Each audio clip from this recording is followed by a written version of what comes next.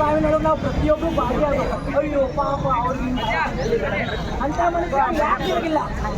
ಮಂದಿದು ನಿಮ್ಮ ಮನೆ ಯುಬಿ ಕಾಲೇಜಿನ ನೇಹಾ ಎಂಬ ವಿದ್ಯಾರ್ಥಿಗೆ ಮೊನ್ನೆ ಆಗಿದ್ದ ಘಟನೆ ನಮಗೆಲ್ಲರಿಗೂ ಗೊತ್ತೈತಿ. ಹಿಂಗೆಲ್ಲಾ ಆಗೈತಿ ಅಂತಂದ್ರೆ ಮತ್ತೆ ಮುಂದೆ ನಮಗೂ ಬರ್ತೈತದ. ನಮಗ ಈಗ ಎಚ್ಚೆತ್ಕೋಬೇಕು ಎಲ್ಲಾರು. ಆಮೇಲೆ ಆ ಫಯಾಜ್ ಅವರಿಗೆ ನಾವು ಗಲ್ಲೆ ಶಿಕ್ಷೆ ಆಗಬೇಕು. ಇಲ್ಲ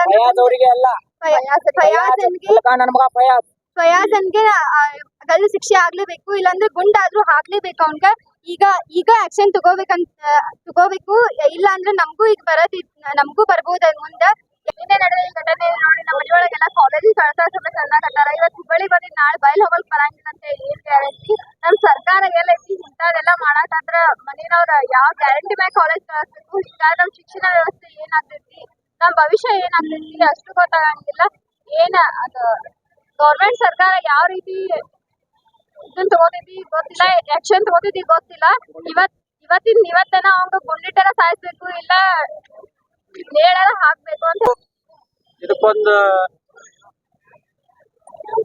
ಅಂತ್ಯವನ್ನು ಕೊಡ್ಲೇಬೇಕು.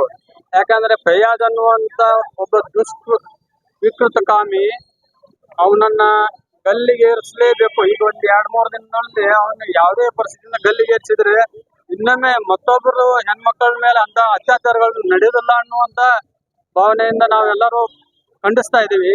ಇವತ್ತಿನ ದಿವಸ ಸಂಗೊಳ್ಳಿ ರೇಂಜ್ ಸರ್ಕಲ್ ಒಳಗಡೆ ಅಖಿಲ ಭಾರತೀಯ ವಿದ್ಯಾರ್ಥಿ ಪರಿಷತ್ ಬೈಲಹೊಂಗಲ ತಾಲೂಕಾ ಘಟಕದಿಂದ ನಾವು ಪ್ರತಿಭಟನೆಯನ್ನು ಮಾಡಿದ್ದೇವೆ. ಮೊನ್ನೆ ಹುಬ್ಬಳ್ಳಿ ಒಳಗಡೆ BV ಕಾಲೇಜ್ ಒಳಗಡೆ ಸಹೋದರಿ ನೇಹಾ ಹಿರೇಮಠ್ ಅವಳಿಗೆ ಆದಂತ ಕೃತ್ಯ ಅದು ಅಮಾನವೀಯ ಕೃತ್ಯ. ಅದನ್ನ ನಾವ್ ಯಾರು ತಡ್ಕೊಳ್ಳಕ್ ಆಗೋದಿಲ್ಲ. ಅದು ಎಲ್ಲರ ಮನಸ್ಸಿನ ಮೇಲೆ ಬಹಳ ಪರಿಣಾಮ ಆಗಿದೆ. ಅದರಿಂದ ಸಮಾಜದಲ್ಲಿ ಒಂದು ಭಯವಾದ ವಾತಾವರಣ ನಿರ್ಮಾಣ ಆಗಿದೆ.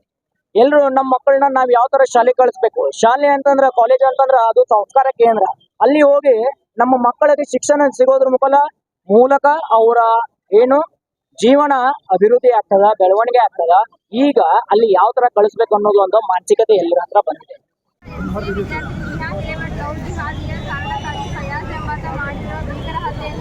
ರಾಜ್ಯಾದ್ಯಂತ ಪ್ರತಿಭಟನೆಗೆ ಕರೆ. ಶಾಲಾ ಕಾಲೇಜುಗಳು